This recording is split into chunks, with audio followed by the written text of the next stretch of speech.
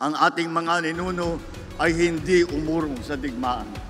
Kaya tayo ay hindi rin tatalikod sa tungkuling ipagtanggol ang ating nasasakupan. BTP Rewind.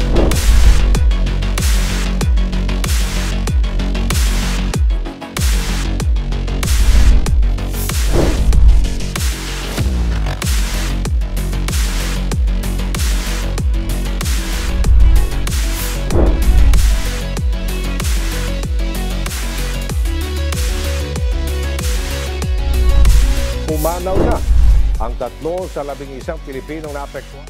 Waring kami ng mga arrangement para makapunta na kayo, makauwi na muna kayo.